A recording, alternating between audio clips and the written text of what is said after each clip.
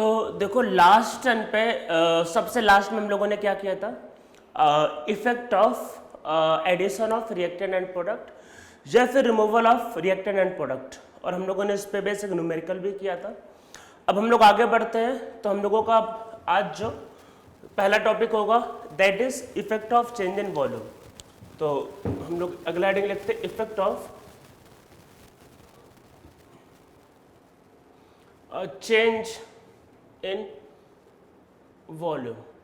तो अगर वॉल्यूम को चेंज करेंगे तब क्या इफेक्ट होगा, ये हम लोगों का नेक्स्ट टॉपिक है, effect of change in volume. ठीक है, तो इसको देखो समझने के लिए कि रिएक्शन कहाँ जाएगा, मैं कुछ एग्जांपल्स बताता हूँ। ठीक है, अभी हमें नहीं पता ये फॉरवर्ड होगा बैकवर्ड होगा। चेंज इन वॉल्यूम का मतलब कि वॉल्यूम को कंप्रेस किया तब क्या होगा, वॉल्यूम को एक्सपेंड किया तब क्या होगा, अभी हमें कोई आइडिया नहीं है। तो हम लोग इसके लिए कुछ रिएक्शंस को लिखते हैं तो ज़्यादा अच्छे से हमको समझ में आएगा।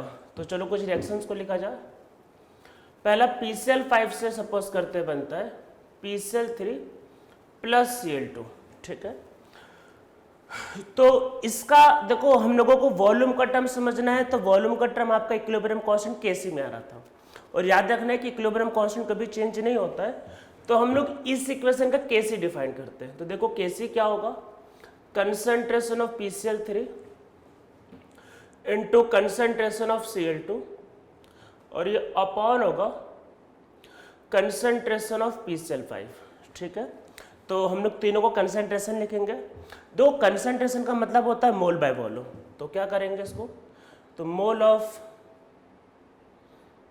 PCl3 mole of Cl2 upon mole of PCl5। ठीक है, तीनों का मोल लेंगे। अब देखो क्या होगा, यहाँ पे समझने का समझते हैं।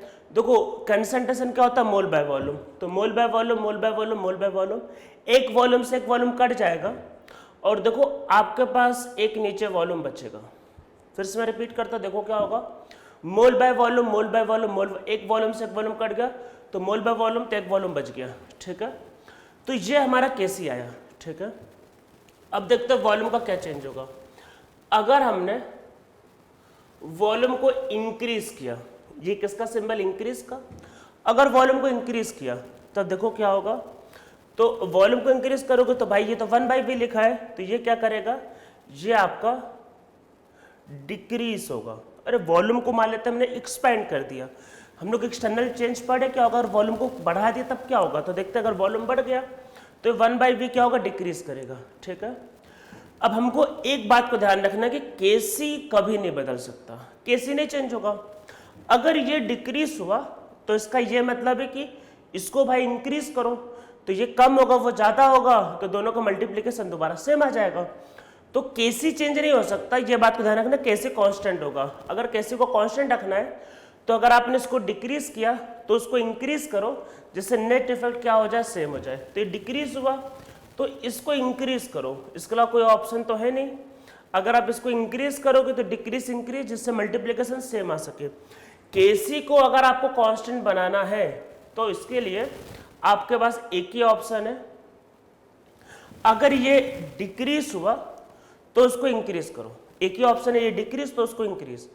अब देखो वॉल्यूम बढ़ा तो मतलब ये डिक्रीज, ये डिक्रीज तो वो इंक्रीज, तो इसको इंक्रीज करने के लिए कोई ऑप्शन नहीं।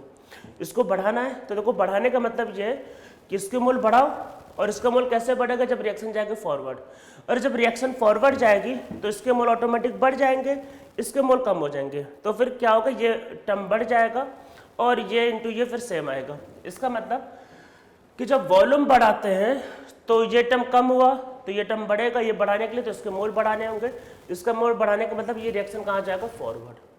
तो जब आपने वॉल्यूम बढ़ाया तो रिएक्शन कहाँ पे आ रहा है, फॉरवर्ड। ठीक है, अब और समझते हैं इसमें Kc कांस्टेंट, इस बात का ध्यान रखना है, ये लॉजिक आपको ध्यान रखना है, Kc इज कांस्टेंट। अगर वॉल्यूम सपोज करते डिक्रीज हो गया, सपोज करते वॉल्यूम डिक्रीज हुआ तो ये 1/v है, तो भाई ये क्या होगा, इंक्रीज होगा। और अगर ये इंक्रीज किया, मान लो वॉल्यूम आपने डिक्रीज किया तो 1/v इंक्रीज हो जाएगा। अगर ये इंक्रीज हुआ तो आपको इसको फिर डिक्रीज ही करना पड़ेगा, और अगर आप इसको डिक्रीज करना चाहते हो तो देखो इसका मतलब कि इसके मोल बढ़ा दो, इसके मोल बढ़ाओ तो रिएक्शन कहाँ भेजो, बैकवर्ड। तो अगर वॉल्यूम कम होगा तो रिएक्शन कहाँ पे आएगा, बैकवर्ड। ठीक है, तो समझ में आया, वॉल्यूम बढ़ाने से रिएक्शन फॉरवर्ड जा रहा है, वॉल्यूम डिक्रीज करने से रिएक्शन कहाँ आ रहा है, बैकवर्ड। ठीक है, ये पहला रिएक्शन। अभी और एग्जांपल समझते हैं।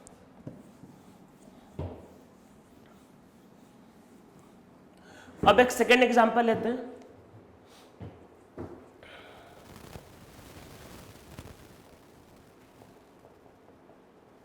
To ammonia.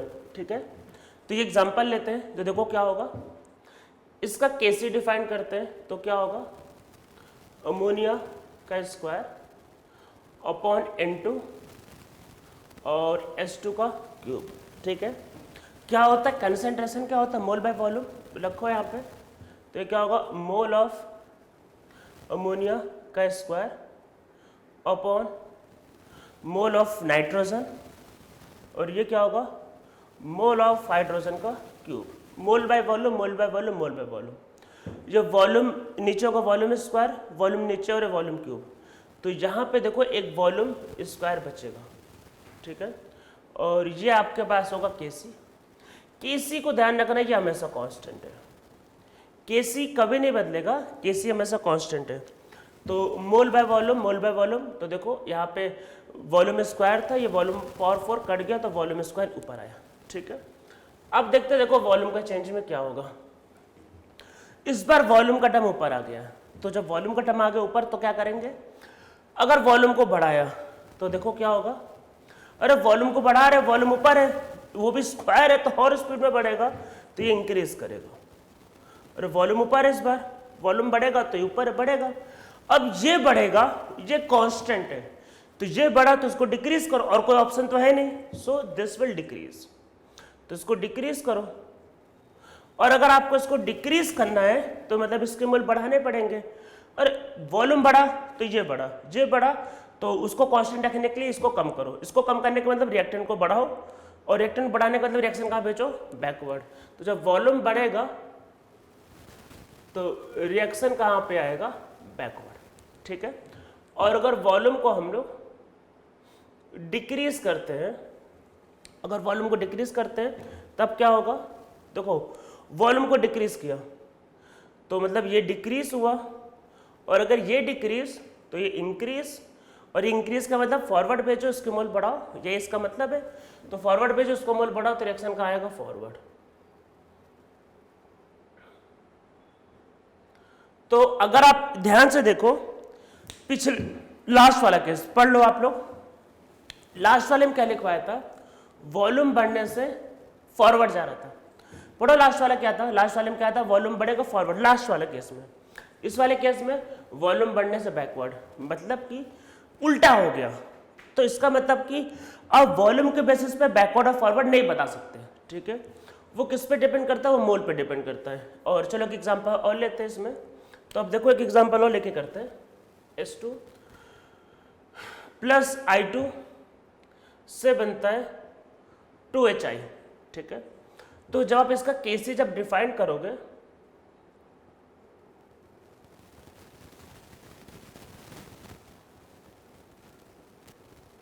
तो इसके लिए भी वॉल्यूम होगा, तो मोल ऑफ HI का स्क्वायर और मोल ऑफ S2 और मोल ऑफ I2। ठीक है, वॉल्यूम का टर्म कट गया, इसमें वॉल्यूम ही नहीं, तो इसका मतलब क्या है, इसमें नीचे लिख लो कि no effect of change in volume, no effect of change in volume.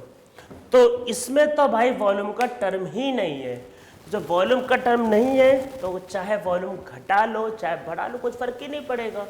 तो मतलब कि तीन अलग अलग केस मिले, एक में वॉल्यूम पहले वाले में बढ़ाने से फॉरवर्ड या वॉल्यूम घटाने से बैकवर्ड, इसमें कुछ हो ही नहीं रहा है। तो हम लोगों को क्या है कि वॉल्यूम का इफेक्ट समझने के लिए रिएक्शन को ध्यान देना बहुत ज़्यादा जरूरी है। अगर रिएक्शन को ध्यान नहीं दोगे तो वॉल्यूम का इफेक्ट फिर आपका गलत हो जाएगा। तो क्या है अभी तक का, इसको समझते हैं। तो को डेल्टा एन निकाला जाता है। ये क्या होता है, प्रोडक्ट में गैस के मोल, तो डेल्टा एन सिर्फ गैस ही तो कर रहे हैं, मेनली गैस ही होता है, माइनस क्या होता है, रिएक्टेंट का मोल। और आपको पता है वैसे भी केसी और केपी में भी बोला है सिर्फ गैस लेते हैं, और हम लोग क्या करते हैं वो अरे सॉलिड और लिक्विड को बोला था 1 लेने के लिए, या फिर उसको कांस्टेंट मानते हैं, उसको इग्नोर कर देते हैं। तो ये डेल्टा एन का मतलब है। तो देखो होता क्या, जो पहला केस था, मतलब जहाँ पे डेल्टा एन की वैल्यू पॉजिटिव थी, अरे जो पहला केस था, पहला फर्स्ट वाला केस, देखो पहला वाला केस में देखो PCl5 से बनना था PCl3 और Cl2, तो वहाँ पे मोल बढ़ रहे थे।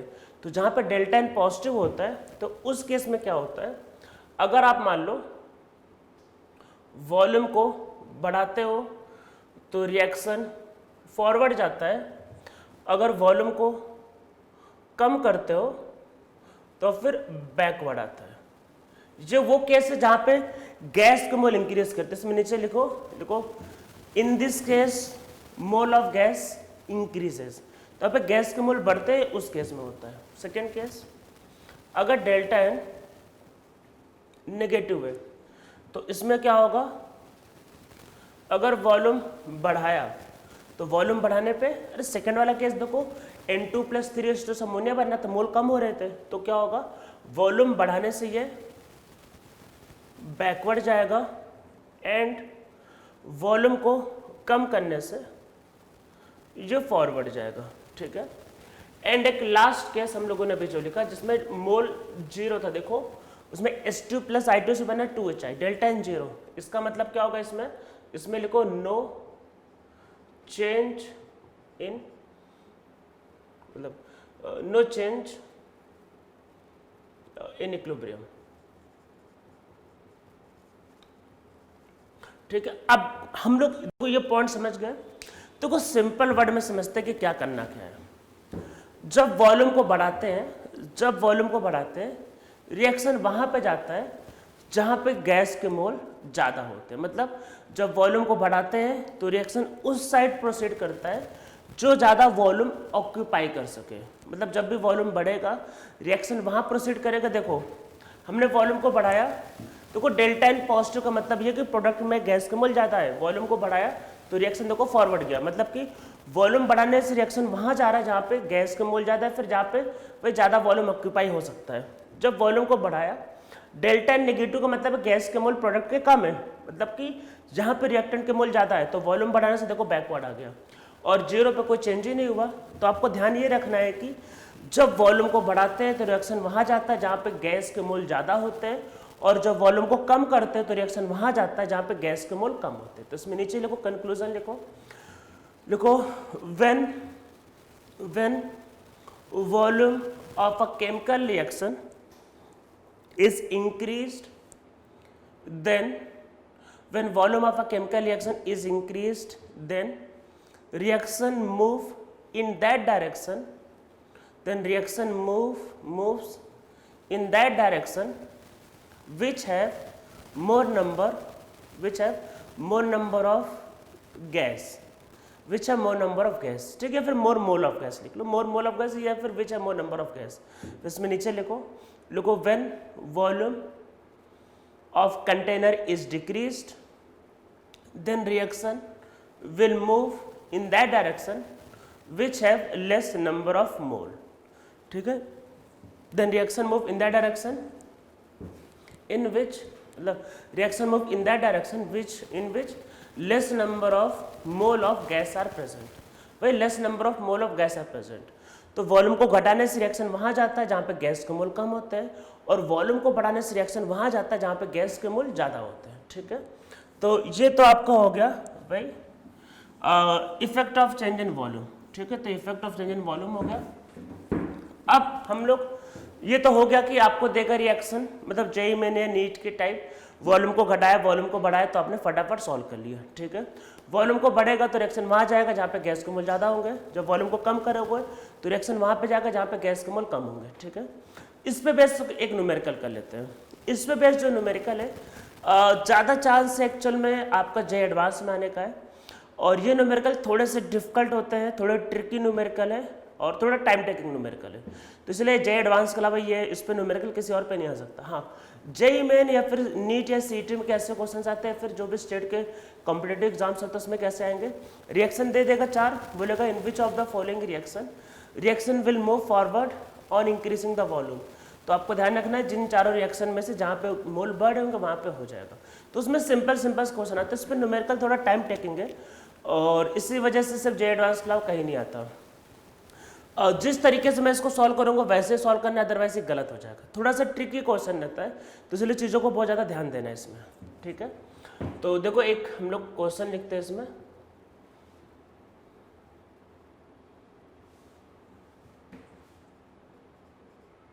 ठीक है, ये रिएक्शन लिखो, ठीक है। फिर इसमें नीचे लिखते हैं, लिखो reaction starts with 2 mole of N2O4, reaction starts with 2 mole of N2O4, degree of dissociation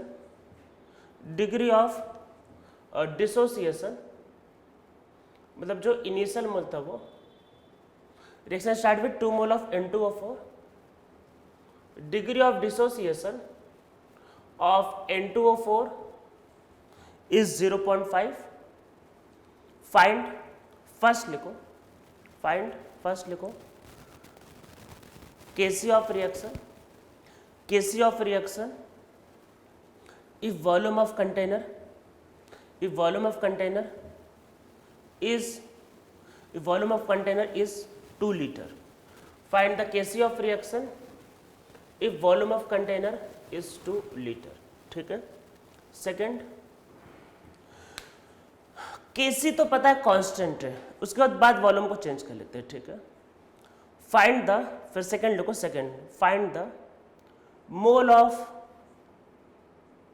N2O4 and NO2 at new equilibrium when volume of container is reduced to 1 liter from 2 liter. Find the mole of N2O4 and NO2 at new equilibrium when volume of container is reduced to 1 liter from 2 liter. मतलब कि 2 litre पे equilibrium आया हुआ था, फिर मैंने इसको compress कर दिया, कंप्रेस करते ही इक्विलिब्रियम डिस्टर्ब हो जाएगा, तो फिर आपको बताना है न्यू इक्विलिब्रियम पे किसके कितने मोल है, ठीक है। तो इसको देखो स्टार्ट करते हैं। तो देखो क्या होगा, सबसे पहले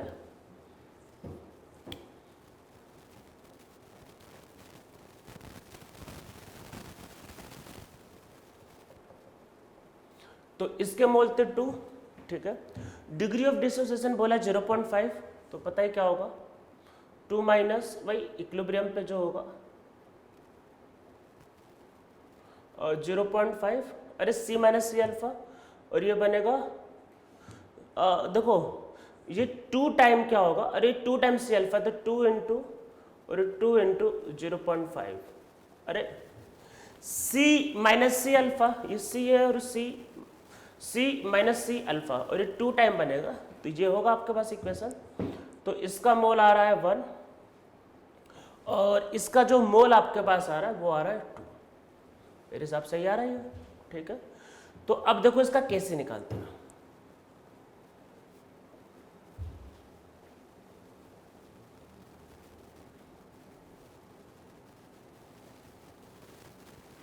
ठीक है। इसका कैसे निकालते हैं तो क्या होगा,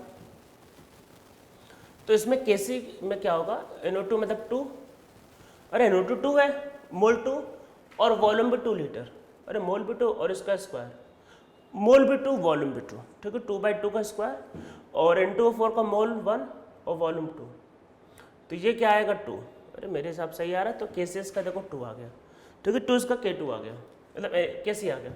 अब इसके आगे क्या है कि ये तो चलो पहला वाला पार्ट हो गया कि बोला वॉल्यूम को हाफ कर दिया, तो बताना रिएक्शन में क्या होगा। देखो वॉल्यूम को चेंज करने का मतलब यह है कि रिएक्टेंट और प्रोडक्ट का कंसंट्रेशन चेंज हो गया। तो इसलिए आपको याद को मैंने लेक्चर के स्टार्टिंग में कहा था कि आप इसको मोल के टर्म में भी लिख के सॉल्व कर सकते हो और कंसंट्रेशन के टर्म में भी लिख के सॉल्व कर सकते हो, क्योंकि वॉल्यूम को चेंज होने से कंसंट्रेशन चेंज होगा, इसलिए अब आपको क्वेश्चन को कंसंट्रेशन के टर्म में करना पड़ेगा, नहीं तो फिर गलत हो जाएगा, ये बात को ध्यान रखना है। तो ध्यान रखना है कि इसमें नीचे लिखो change in volume means concentration of reactant and product are changed, so equilibrium will be disturbed. तो कंसंट्रेशन में चेंज आता, ध्यान रखना कंसंट्रेशन में चेंज आया। तो अब देखो क्या है, इसको समझो फिर से, देखो क्या है, N2O4 से बनता है 2 टाइम NO2, ठीक है। देखो इक्विलिब्रियम आ चुका है, तो इसका देखो मोल, अरे इक्विलिब्रियम आने के बाद इसका मोल है 1, इसका मोल है 2। हमें मोल से मतलब नहीं है, हमें मेनली मतलब है कंसंट्रेशन से। तो मतलब देखो ये मोल है, तो मतलब अभी इक्विलिब्रियम है पहला वाला, मतलब जो इक्विलिब्रियम है अभी डिस्टर्ब नहीं किया, तो मतलब कंसंट्रेशन मतलब क्या होता है, मोल बाय वॉल्यूम। अरे मोल बाय वॉल्यूम इसका मतलब है, तो ये क्या होगा हाफ और ये क्या होगा 1। तो कंसंट्रेशन का मतलब होता है मोल बाय वॉल्यूम, ठीक है। तो मोल 1 और वॉल्यूम इसका 2 लीटर था, डिवाइड किया तो 1/2 और ये 1, अरे यही तो रख के सॉल्व किया। अब देखो समझो क्या होगा, यहां तक आप लोगों ने लिख लिया होगा। तो अब देखो यहाँ पे क्या होगा, ये तो चलो 2 यहाँ में लिख देता हूँ। तो देखो क्या होगा, आप जैसे वॉल्यूम को आधा करोगे, मतलब आपने वॉल्यूम को आधा किया तो कंसंट्रेशन वैसे डबल हो जाएगा। अरे पहले देखो ये मान लो रिएक्शन है, पहले मैंने वॉल्यूम को आधा किया तो सबसे पहले क्या होगा, सबसे पहले उसका कंसंट्रेशन डबल होगा, उसके बाद फिर रिएक्शन बैकवर्ड फॉरवर्ड आना स्टार्ट करेगी, वो उसके बाद की बात है। तो वही इसमें जैसे आपने वॉल्यूम क्या किया, वॉल्यूम को आपने क्या किया, जैसे इसमें 2 लीटर से मतलब वॉल्यूम क्या किया, 2 लीटर से 1 लीटर लेके गए तो वॉल्यूम क्या हुआ हाफ, तो वॉल्यूम आपके पास हाफ हुआ। सो जो कंसंट्रेशन होगा तो वो आपको तुरंत क्या हो जाएगा डबल, वॉल्यूम हाफ तो कंसंट्रेशन डबल। तो जैसे आप इसका वॉल्यूम हाफ करोगे कंसंट्रेशन डबल हो जाएगा। तो मतलब क्या हुआ कि ये 1 हो जाएगा और ये 2 हो जाएगा, ठीक है। तो यहाँ पे क्या है कि ये ध्यान रखना कि आपका ये कंसंट्रेशन लिखा हुआ है, ठीक है, वॉल्यूम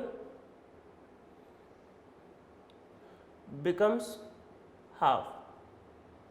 अब वॉल्यूम जैसे ही आधा होगा, कंसंट्रेशन पहले डबल होगा, फिर रिएक्शन बैकवर्ड फॉरवर्ड शिफ्ट होना स्टार्ट हो जाएगा, ठीक है। जैसे ही आपने वॉल्यूम को आधा किया कंसंट्रेशन डबल होगा, तुरंत रिएक्शन बैकवर्ड और फॉरवर्ड जाने स्टार्ट हो जाएगा तुरंत, ठीक है। और बैकवर्ड फॉरवर्ड जाने स्टार्ट होगा तो अभी आपको थोड़ी देर पहले बताया कि जब वॉल्यूम को घटाते हैं तो रिएक्शन कहाँ आता है, जहाँ पे गैस के मोल कम है। अरे यही तो बताया, वॉल्यूम को कम करेंगे तो वहाँ आएगा जहाँ पे गैस के मोल कम है, और वॉल्यूम को बढ़ाओगे तो वहाँ जाएगा जहाँ पे गैस के मोल जाता है। तो देखो क्या हुआ, इक्विलिब्रियम आ चुका था, इसका कंसंट्रेशन था हाफ, इसका था 1, ठीक है। कंसंट्रेशन वॉल्यूम हाफ किया तुरंत कंसंट्रेशन डबल हो गया, अब रिएक्शन बैकवर्ड आएगा।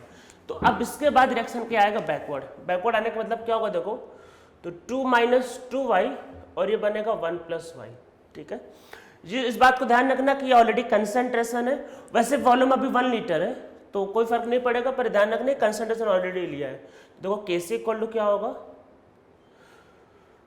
फिर से भाई NO2 का स्क्वायर अपॉन N2O4।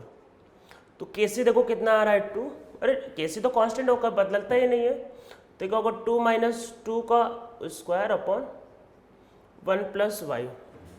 मतलब क्या हुआ, जैसे ही कंसंट्रेशन मतलब जैसे वॉल्यूम हाफ हुआ, जैसे वॉल्यूम हाफ हुआ कंसंट्रेशन डबल, पहले कंसंट्रेशन डबल होगा, उसके बाद हमको पता है कि अरे भाई वॉल्यूम को कम करने से रिएक्शन वहाँ जाएगा जहाँ पे गैस का मोल कम है, तो रिएक्शन बैकवर्ड आएगा। तो जब बैकवर्ड आएगा तो इसका मोल कम, इसका मोल ज़्यादा, ठीक है। तो ये इक्वेशन है, एक क्वाड्रेटिक इक्वेशन है, इसको सॉल्व करना और y की वैल्यू निकालना होगा। देखो मैं इक्वेशन बना के दिखा देता हूँ, उसके बाद आप सॉल्व कर सकते हो। देखो इधर जाएगा, और क्योंकि क्वाड्रेटिक बनता है बड़ा इक्वेशन बनता है, इसमें मिनिमम क्वाड्रेटिक बनेगा, और अगर ज़्यादा रिएक्टेंट ले लिए, ज़्यादा प्रोडक्ट ले लिए तो ये क्यूबिक भी बन सकता है, फिर बहुत ही लंबा क्वेश्चन हो जाएगा, वैसा क्वेश्चन फिर एडवांस में भी नहीं आएगा। तो इसलिए इसमें मिनिमम तो क्वाड्रेटिक बनेगा बनेगा, मतलब मिनिमम रिएक्टेंट और प्रोडक्ट दो में से कोई एक तो डबल होगा, जब भी डबल होगा तो स्क्वायर होगा, तो मिनिमम तो क्वाड्रेटिक बनेगा बनेगा। तो इसलिए ये क्वेश्चन को सॉल्व करना बहुत ज़्यादा टाइम टेकिंग है, तो इसलिए इस टाइप के न्यूमेरिकल सिर्फ जे एडवांस में आ सकते हैं। देखो क्या होगा इसको सॉल्व करके, तो ये होगा 1 + y और ये 4 + 4y² और ये आएगा 8y, ठीक है। गई होगा आपके पास ये, और a² + b² - 2ab, यही होता ही है, तो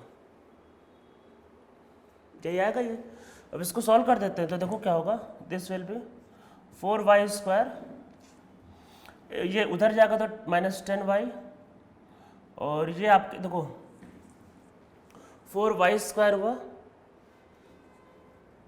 और ये उधर जाएगा 10y और ये 2 और उधर आएगा तो ये +2 = 0। ठीक है, इसको सॉल्व करना, y के लिए सॉल्व करना, 2 रूट आएंगे, एक वैल्यू जो होगी देखो ये y की वैल्यू 1 से बड़ा नहीं हो सकता। अगर y 1 से बड़ा हो गया तब तो ये वैल्यू नेगेटिव आ जाएगी। तो एक y की वैल्यू 0 और 1 के बीच में आएगा, वही इसका वैल्यू होगा। तो रूट निकाला, 2 रूट आएंगे, एक वैल्यू 0 से 1 के बीच में आएगा वो लेना, दूसरी वैल्यू या तो 1 से बड़ी आएगी या फिर नेगेटिव आएगी जो इररिलेवेंट होगा। तो जो 0 से 1 के बीच में होगा उसको यहाँ रख देना, तो दोनों के मोल आ जाएंगे। तो ये हमारा इसका आंसर होगा। तो ये क्वेश्चन क्या है, जैसा मैंने बताया कि थोड़े से टाइम टेकिंग है तो और थोड़ा कॉन्सेप्ट बेस्ड क्वेश्चन है, तो इसलिए ऐसे क्वेश्चन जे एडवांस में आ सकते हैं। इन क्वेश्चंस में एक बात को ध्यान रखना है, जब वॉल्यूम बोला हाफ तो कंसंट्रेशन डबल। अभी वॉल्यूम बोलता कि 1/4 तो कंसंट्रेशन 4 टाइम। अभी बोलता वॉल्यूम इज ट्रिपल, अगर बोलता वॉल्यूम ट्रिपल हो गया तो कंसंट्रेशन 1/3। तो जो चेंज वॉल्यूम में होगा कंसंट्रेशन में उसका उल्टा चेंज। वॉल्यूम अगर कम होगा तो कंसंट्रेशन ज़्यादा, वॉल्यूम ज़्यादा तो कंसंट्रेशन कम। ठीक है, तो ये आपका होगा effect of change in volume. अब आगे आते हैं, थर्ड लिखते हैं effect of change in pressure. तो आगे लिखो effect of change in pressure. तो लिखो effect of change in pressure. अगर प्रेशर में चेंज करेंगे तो क्या इफेक्ट होगा, effect of change in pressure.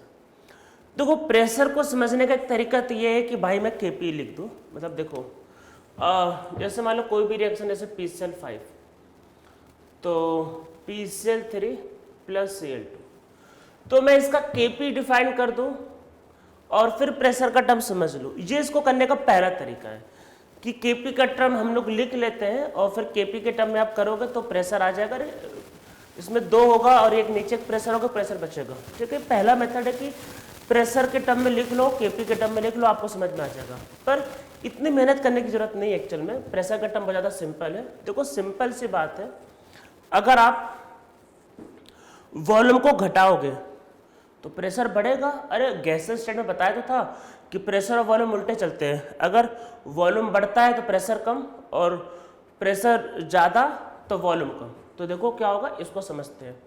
तो इसको समझते हैं कि क्या हो सकता है इसमें। तो देखो अगर आपने प्रेशर को बोला बढ़ाओ तो प्रेशर को अगर आपने मतलब प्रेशर बढ़ाया तो कंप्रेस करना होगा। अगर आपने मतलब प्रेशर बढ़ाया कंप्रेस करना होगा, मतलब प्रेशर अगर बढ़ाया तो इसका मतलब ये है कि वॉल्यूम कम होगा। वॉल्यूम कम होगा तो कहाँ जाएगा, अरे भी तो लिखवाया है, तो जस्ट लास्ट वाला गैस वालों को फॉलो करो। देखो फिर से मैं रिपीट करता हूँ, देखो इसको सॉल्व करने के देखो 2 मेथड है। पहले Kp के टर्म में डिफाइंड कर लो, जो टाइम टेकिंग है और जिसका कोई हम लोगों को अभी मतलब लिखने का कोई सेंस नहीं है। दूसरा मेथड ये है कि आप प्रेशर से वॉल्यूम को रिलेट कर लो और वॉल्यूम वाले पे भी लिख रखा है तो ज़्यादा सिंपल पड़ेगा। तो प्रेशर बढ़ा वॉल्यूम कम, वॉल्यूम कम तो कहाँ जाएगा रिएक्शन, जहाँ पे गैस के मोल कम होंगे। तो क्या होगा, toward less number of gas. ठीक है, तो जहाँ पे गैस के कम होंगे, जहाँ पे toward less number of gas, फिर टूवर्ड आपका रिएक्शन वहाँ जाएगा जहाँ पे गैस के मोल कम होंगे। ठीक है, अगर हम लोग इसमें प्रेशर को बढ़ाते हैं तो वॉल्यूम कम होगा, नहीं अगर ये तो यही हो गया, अगर प्रेशर कम किया तो वॉल्यूम क्या होगा भाई, वॉल्यूम ज़्यादा होगा। तो वॉल्यूम ज़्यादा तो जहाँ पे कहा जाएगा toward more number of gas. तो ये रिएक्शन क्या होगा, मोर नंबर ऑफ गैस की तरफ जाएगा। ठीक है, जैसे चलो एग्जांपल समझते हैं।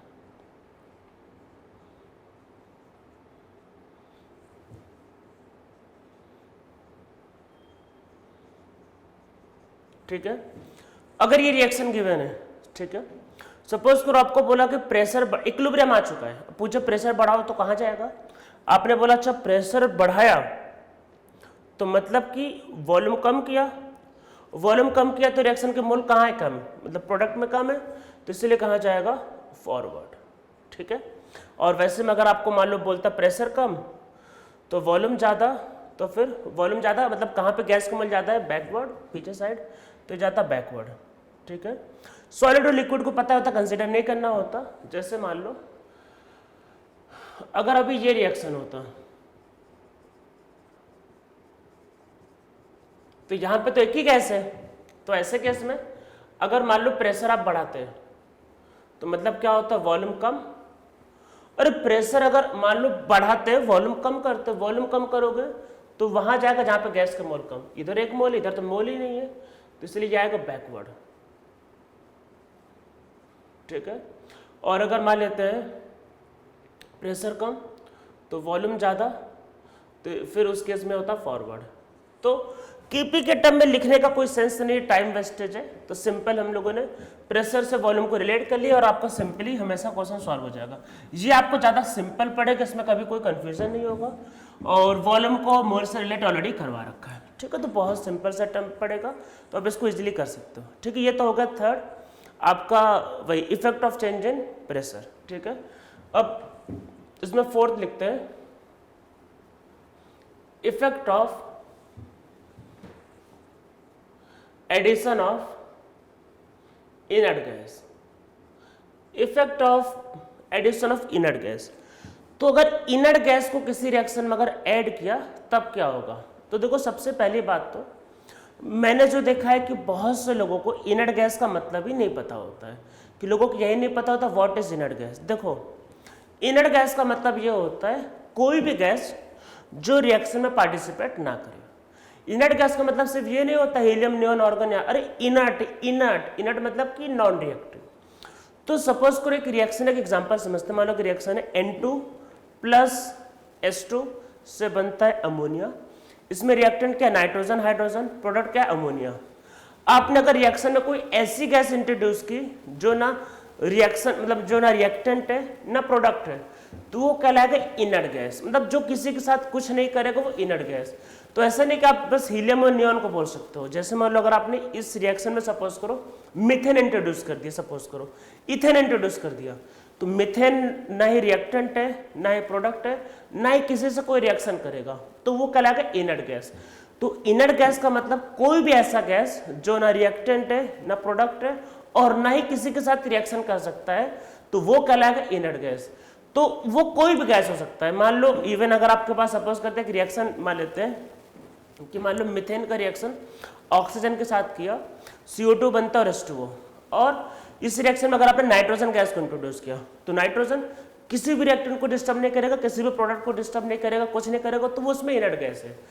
तो मतलब कि एक पर्टिकुलर रिएक्शन के लिए कोई भी ऐसा गैस जो रिएक्टेंट और प्रोडक्ट का पार्ट नहीं है और जो नॉन रिएक्टिंग है, तो वो कहलाएगा इनर्ट गैस। ठीक है, वो हीलियम, नियॉन, आर्गन हो भी सकते हैं, फिर इसके अलावा बाहर की भी कोई गैस हो सकती है। ठीक है, इसमें नीचे लिखो any gas which is neither reactant nor product and gas which is non-reactive toward reactant and product is known as inert gas। तो वो तो ना रिएक्टेंट है ना प्रोडक्ट है, which is non reactive toward reactant and product is known as inert gas. और वो reactant है प्रोडक्ट की तरफ नॉन रिएक्टिव होना चाहिए। अगर रिएक्टिव हो जाएगा तो मान लो अगर प्रोडक्ट से अगर रिएक्शन कर लेता तो प्रोडक्ट को डिस्टर्ब कर देगा, प्रोडक्ट को डिस्टर्ब करेगा तो इक्विलिब्रियम डिस्टर्ब हो जाएगा, तो वो इनर्ट गैस नहीं कहलाएगा। तो हम लोग इनर्ट गैस पढ़े, तो इनर्ट गैस मतलब कि कोई भी ऐसा गैस जो ना रिएक्टेंट का पार्ट है ना प्रोडक्ट का पार्ट है और जो कि आपका रिएक्शन नहीं करेगा। ऐसा होता है कि कई बार कंबसन आता है, फिर बोलता है कि नाइट्रोजन गैस को इंट्रोड्यूस किया तो बताओ क्या होगा, तो लोग सोचते हैं सर नाइट्रोजन गैस क्या, अरे भाई नाइट्रोजन गैस इनर्ट गैस है। तो मतलब कोई भी ऐसा गैस जो ना रिएक्टेंट है ना प्रोडक्ट है और जो ना रिएक्टिव है, तो वो कहलाएगा इनर्ट गैस। ठीक है, कोई भी गैस हो सकता है। अब इसका देखते हैं इसमें क्या हो सकता है। देखो इसमें देखो दो केस है। इसमें पहला है एडिशन एट कांस्टेंट वॉल्यूम। तो सबको पता है कि रिएक्शन दो टाइप के कंटेनर में होते हैं। मान लेते हैं कि ये ऐसा कंटेनर है और हम लोगों ने इसमें इनर्ट गैस को इंट्रोड्यूस किया। मान लेते हैं कि हम लोगों ने इस वाले कंटेनर में क्या किया, वही क्या किया, इनर्ट गैस को इंट्रोड्यूस किया, मतलब कांस्टेंट वॉल्यूम पे। तो मतलब ऐसा बोलेगा कि inert gas is added in reaction at constant volume. मान लो रिएक्शन कांस्टेंट वॉल्यूम पे और इसमें इनर्ट गैस को ऐड किया, तो फिर क्वेश्चन आता है कि क्या होगा। अरे अभी दो पिछले टर्म वॉल्यूम और प्रेशर में यही समझा कि जब वॉल्यूम चेंज होता है तब मतलब वॉल्यूम चेंज होगा तो रिएक्शन अगर बढ़ता है वॉल्यूम तो उधर जाता है जहाँ पे गैस का मोल जाता है। वॉल्यूम में चेंज नहीं, अगर वॉल्यूम में ही चेंज नहीं हो रहा तो फिर रिएक्शन पे कोई इफेक्ट नहीं होगा। तो इसमें फिर लिखो कि no effect on chemical reaction, और इसमें नीचे लिखो in this case equilibrium is not disturbed, reaction will not move in any direction, reaction will not move in any direction। तो इसमें भाई chemical equilibrium is not disturb, इसमें कुछ भी नहीं होगा। अगर वॉल्यूम कांस्टेंट है तो कुछ भी नहीं होगा, ना फॉरवर्ड जाएगा ना बैकवर्ड जाएगा, इसमें इक्विलिब्रियम डिस्टर्ब नहीं होगा। ठीक है, तो पहला क्या, एडिशन एट कांस्टेंट वॉल्यूम। अगर कांस्टेंट वॉल्यूम पे अगर आप ऐड करोगे तो कहीं कुछ भी होने वाला नहीं है। ठीक है, तो ध्यान रखना कि कांस्टेंट वॉल्यूम पे ऐड करने पे कुछ भी नहीं होता है। तो ये तो पहला केस था। अब सेकंड करते हैं, एडिशन एट कांस्टेंट प्रेशर। ठीक है, एडिशन करते हैं at constant pressure. Constant pressure पे हम लोग एडिशन करते हैं तो अब क्या होगा, तो कांस्टेंट प्रेशर का मतलब ये है कि आप जब गैस ऐड करो तो वॉल्यूम बढ़ाना पड़ेगी। देखो कांस्टेंट प्रेशर का मतलब आपको कहा था, अरे कांस्टेंट प्रेशर का मतलब आपको बोला था ना वो, अरे क्या था वो थर्मोडायनेमिक्स में, जब भी कांस्टेंट प्रेशर बोले तो पिस्टन मूविंग कंटेनर लेना। तो पिस्टन मूविंग कंटेनर ऊपर नीचे जा सकता है। तो अगर आप जैसे यहाँ पे इनर्ट गैस को ऐड करोगे, जैसे इनर्ट गैस को आप ऐड करोगे तो इनर्ट, देखो जैसे ही इनर्ट गैस को ऐड करोगे तो इनर्ट गैस को ऐड करते क्या होगा, क्या होगा इनर्ट गैस को ऐड करते कि इसका आपके पास क्या होगा,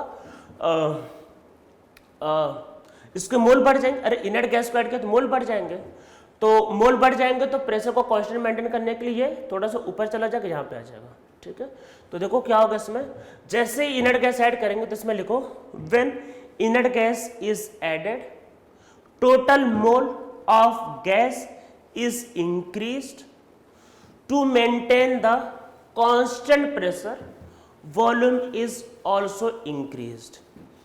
अगर वॉल्यूम बढ़ गया तब रिएक्शन भाई वही जाएगा ना जहां पे गैस का मोल ज्यादा है। तो मतलब आप जब इनर्ट गैस को ऐड करोगे तो वॉल्यूम बढ़ता है, क्योंकि प्रेशर, अरे इनर्ट गैस को मतलब आप देखो इनर्ट गैस को क्या आपने ऐड किया, जब आप इनर्ट गैस को ऐड करोगे तो मोल बढ़ेगा, तो मोल बढ़ेगा तो प्रेशर को कांस्टेंट मेंटेन करने के लिए वॉल्यूम बढ़ेगा। अगर वॉल्यूम बढ़ेगा तो रिएक्शन वहां जाएगा जहां पे गैस के मोल ज्यादा है। ठीक है, तो इसमें नीचे लिखो so this reaction will move in that direction only where number of gases are more. तो वहां जाएगा जहां पे नंबर ऑफ गैसेस क्या ज्यादा है। मतलब जैसे मान लो कि अगर ये है एक रिएक्शन और हमने इसमें क्या किया, इसमें अगर मान लेते हैं इनर्ट गैस को अगर ऐड किया, इसमें नीचे लिख लो, इसमें नीचे लिखो if inert gas is added, इसमें अगर इनर्ट गैस को हमने ऐड किया है एट कांस्टेंट वॉल्यूम, अगर कांस्टेंट वॉल्यूम पे किया तब क्या होगा, नो चेंज। कांस्टेंट वॉल्यूम पे तो कभी कोई चेंज नहीं होगा, और अगर इसमें ऐड किया एट कांस्टेंट प्रेशर, और अगर कांस्टेंट प्रेशर पे ऐड किया तो प्रेशर कांस्टेंट रखने के लिए जैसे ही इनर्ट गैस आप ऐड करोगे प्रेशर कांस्टेंट रखना है तो वॉल्यूम बढ़ेगा, वॉल्यूम बढ़ेगा तो रिएक्शन वहां जाएगा जहां पे गैस का मोल जाता है, तो कहां पे आएगा, बैकवर्ड। ठीक है, तो इसके से बैकवर्ड ऐसे ही रिएक्शन लिख लेते हैं, PCl5 से बनेगा PCl3 प्लस Cl2। ठीक है, बस वही लिख लेते हैं, अगर इनर्ट गैस को ऐड किया वही पता होता है। वॉल्यूम के केस में तो कुछ नहीं होगा, अगर इनर्ट गैस को ऐड किया, इनर्ट गैस को ऐड किया एट कांस्टेंट, अगर इनर्ट गैस को ऐड किया एट कांस्टेंट प्रेशर, अगर आप कांस्टेंट प्रेशर पे ऐड करोगे तो इनर्ट गैस को ऐड किया, प्रेशर को कांस्टेंट रखना है, तो अगर प्रेशर कांस्टेंट रखना है तो वॉल्यूम को बढ़ाना पड़ेगा, तो यहाँ पे क्या आएगा, फॉरवर्ड, तो इसके में फॉरवर्ड आएगा। ठीक है, तो इनर्ट गैस को ऐड करने पे, अगर आप इनर्ट गैस को ऐड करते हो कांस्टेंट प्रेशर के केस में, तो फिर क्या होगा, रिएक्शन में क्या होगा, उधर जाएगा जहां पे क्या होगा, ज्यादा गैस के मोल होंगे। इसमें एक बात और है जो कई बार बच्चों के मन में आता है एक्चुअल में, कि मैंने ये देखो एक बात को ध्यान रखना कि रिएक्शन का डायरेक्शन अगर आपको समझना है तो आप केपी और केसी दोनों के टर्म में कर सकते हो। ऐसा कोई रूल नहीं कि बाबा केसी के टर्म में करना, केपी के टर्म में भी करोगे तो सेम ही आएगा, कभी भी गड़बड़ हो ही नहीं सकता।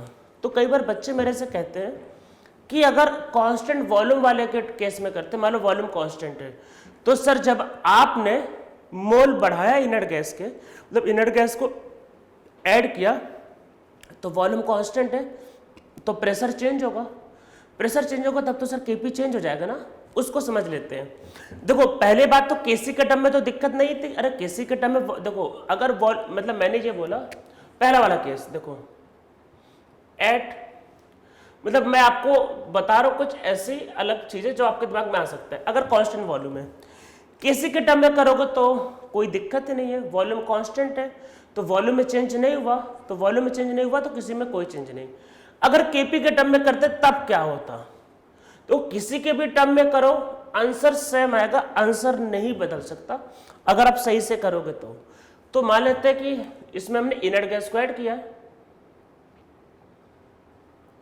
और इसमें वॉल्यूम कांस्टेंट है, इसको मैं केपी के टर्म में समझता हूं। तो एक काम करते हैं फॉर बेटर अंडरस्टैंडिंग एक रिएक्शन लिख लेते हैं, एक रिएक्शन को लिख लेते हैं, मान लेते हैं PCl5 से बनता है PCl3 प्लस Cl2। अगर मैंने इसको केसी के टर्म में किया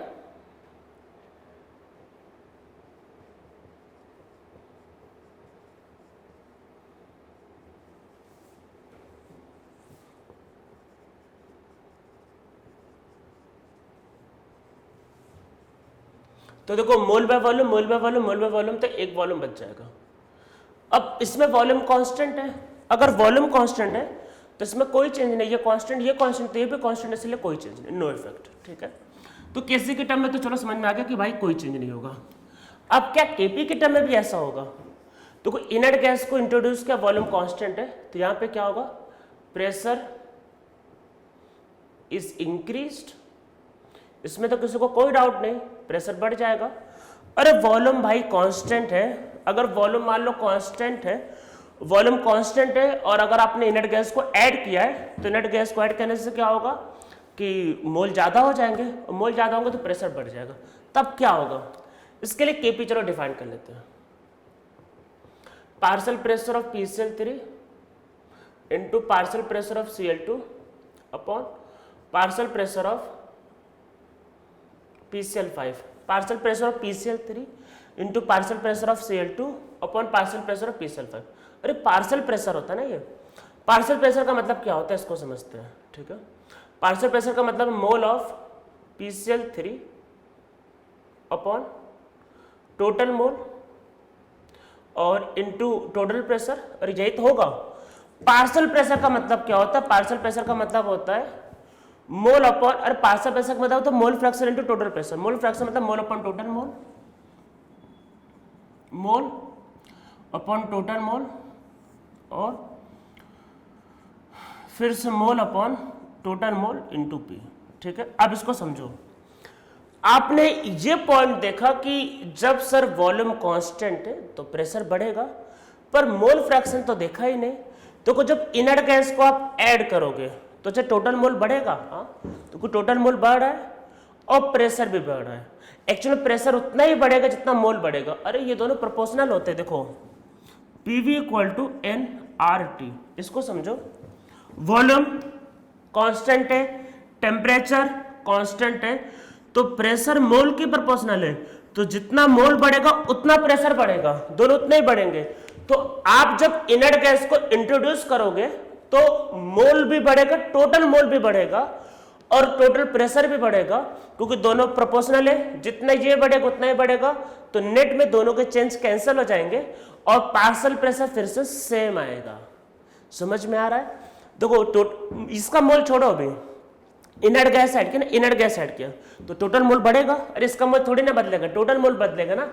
तो आप जब इनर्ट गैस को ऐड करोगे टोटल मोल बढ़ा, टोटल प्रेशर बढ़ा, चेंज कैंसिल आउट होगा और दोनों का सेम आएगा। तो इसमें नीचे लिखो when volume is constant total pressure increases, total pressure increases when inert gas is added. In this, total mole of gases also increases. So mole fraction of all the gases decreases. अरे total mole बढ़ेगा, mole fraction का तो mole by total mole, मतलब भाई so total mole increases, so mole fraction of all the gases increases. So when inert gas is added at constant volume, partial pressure of each reactant and product remains constant and it does not changes. Partial pressure of each reactant and product remains constant and it does not changes, because in this case total pressure increases whereas mole fraction decreases, so net effect remains constant. तो net effect इसका constant रहता है, इस बात को ध्यान रखना है, ठीक है। तो ये आपका हो गया इनर्ट गैस के बारे में। अब इसमें एक और करते हैं, फिफ्थ इफेक्ट। वैसे इसमें हमें 6 करने हैं, तो आज कैटलिस्ट तक करेंगे और नेक्स्ट टर्न पे हम लोग करेंगे टेम्परेचर से। नेक्स्ट टर्न पे टेम्परेचर, क्योंकि टेम्परेचर के केस में के बदलता है, तो पहले टेम्परेचर का इफेक्ट समझेंगे, फिर के का और टेम्परेचर का रिलेशन निकालेंगे, वो नेक्स्ट टर्न पे करेंगे। तो इफेक्ट ऑफ कैटलिस्ट, कि कैटलिस्ट क्या है क्या, तो सबको पता है कि कैटलिस्ट जो होता है वो रिएक्शन की स्पीड को बढ़ाता है या घटाता है, ठीक है। अभी कैटलिस्ट पे हम लोग कोई रिसर्च नहीं कर रहे, एक्चुअल में आगे चल के क्लास 12 में एक चैप्टर आएगा जिसका नाम है केमिकल काइनेटिक्स। केमिकल काइनेटिक्स में क्या होता है, हम लोग रेट ऑफ रिएक्शन पे ही पढ़ते हैं कि रिएक्शन का रेट क्या होता है। तो कैटलिस्ट की वजह से स्पीड ऑफ रिएक्शन चेंज होता है। केमिकल इक्विलिब्रियम के बारे में तो कुछ कभी आपने पढ़ा ही नहीं होगा, तो ऐसा कुछ होता ही नहीं। मतलब कि देखो क्या होता है, इसमें नीचे लिखो कैटलिस्ट इंक्रीजेस और decreases the rate of chemical reaction. और एक्चुअल में कैटलिस्ट 2 टाइप के होते हैं। पॉजिटिव कैटलिस्ट जो होता है रेट को बढ़ा देता है और नेगेटिव कैटलिस्ट रेट को घटा देता है। कई बार अरे रिएक्शन बहुत फास्ट होती है तो रेट को घटाने की भी जरूरत पड़ती है, ठीक है। तो कैटलिस्ट का होता है कैटलिस्ट इंक्रीजेस और decreases the rate of the reaction. So catalyst changes the time period in which a chemical reaction is completed or time period in which chemical equilibrium is established. So catalyst only changes the time period in which chemical equilibrium is established. तो catalyst क्या होता है, वो time period change करता है जिसमें chemical equilibrium establish होता है। कैटलिस्ट टाइम पीरियड को चेंज करता है जिसमें केमिकल इक्विलिब्रियम स्टैब्लिश होता है, ठीक है। कैटलिस्ट सिर्फ टाइम को चेंज करता है, ठीक है, ध्यान रखना है। रिएक्शन को रेट को घटाएगा बढ़ाएगा, टाइम को चेंज कर देगा। कैटलिस्ट क्या मतलब क्या करता है, रिएक्शन के टाइम को चेंज करता है जहां पे इक्विलिब्रियम आता है, मतलब टाइम को। कैटलिस्ट क्या क्या नहीं करता, इसमें नीचे लिखो कैटलिस्ट डज नॉट अफेक्ट, पहला लिखो, फर्स्ट लिखो, heat of reaction that is delta H, ठीक है। डेल्टा एच को चेंज नहीं करता, ध्यान रखना। अगर एक रिएक्शन में पहले हीट रिलीज हो रही 100 किलो जूल, कैटलिस्ट लो ना लो हीट रिलीज उतनी होगी। हीट रिलीज 100, हाँ पहले अगर रिएक्शन 2 घंटे में हो रही तो हो सकता है अभी 10 मिनट में हो जाए, तो टाइम चेंज कर देगा पर हीट उतना ही रिलीज होगा। तो catalyst does not change the heat of the reaction, पहला भाई डज नॉट चेंज, फर्स्ट लिखो heat of the reaction. Second gives free energy of the reaction that is delta G, उसको चेंज नहीं करता है। थर्ड इसमें लिखते हैं, third equilibrium constant of chemical reaction. देखो इक्विलिब्रियम कांस्टेंट क्या होता है, प्रोडक्ट अपॉन रिएक्टेंट का रेशियो। इक्विलिब्रियम कांस्टेंट आपको मैंने पहले बताया, अगर इक्विलिब्रियम कांस्टेंट ज्यादा होगा तो प्रोडक्ट ज्यादा बनता है, इक्विलिब्रियम कांस्टेंट अगर कम होगा तो प्रोडक्ट क्या होगा, कम बनेगा। तो किसी भी रिएक्शन का एक्सटेंट, तो एक्सटेंट ऑफ केमिकल रिएक्शन किससे निकलता है, इक्विलिब्रियम कांस्टेंट से। किसी भी रिएक्शन का एक्सटेंट, तो extent of chemical reaction equilibrium constant से निकलता है, ठीक है। ये अगर इक्विलिब्रियम कांस्टेंट ज्यादा होगा प्रोडक्ट ज्यादा बनेगा, इक्विलिब्रियम कांस्टेंट कम होगा तो प्रोडक्ट कम बनेगा, ठीक है। तो एक्सटेंट ऑफ केमिकल रिएक्शन किससे आता है, इक्विलिब्रियम कांस्टेंट से। कैटलिस्ट इक्विलिब्रियम कांस्टेंट को अफेक्ट नहीं करता है, तो मतलब कि प्रोडक्ट और रिएक्टेंट के अमाउंट को भी अफेक्ट नहीं करता, सिर्फ क्या करता है, टाइम घटाता है। इसमें फोर्थ लिखो, catalyst does not changes the amount of product and reactant when chemical equilibrium is established. तो ना अमाउंट ऑफ रिएक्टेंट और प्रोडक्ट को चेंज करता है, ना इक्विलिब्रियम कांस्टेंट को चेंज करता है, ना हीट ऑफ रिएक्शन को चेंज करता है, ना डेल्टा जी को चेंज करता है। क्या चेंज करता है, सिर्फ टाइम पीरियड को, ठीक है। तो इसलिए ध्यान रखना है कि कैटलिस्ट का इसमें कुछ ज्यादा इफेक्ट होगा ही नहीं। अब इसमें एक आता है इफेक्ट ऑफ टेम्परेचर। तो टेम्परेचर के बारे में हम लोग एक काम ही करते हैं कि नेक्स्ट टर्न पे ही करते हैं। तो नेक्स्ट टर्न पे हम लोग इफेक्ट ऑफ टेम्परेचर करते हैं और फिर नेक्स्ट टर्न पे हम लोग क्या करेंगे, के और टी में रिलेशन निकालेंगे, ठीक है। तो आज इतना ही करते हैं, इफेक्ट ऑफ टेम्परेचर हम लोग नेक्स्ट लेक्चर में करते हैं।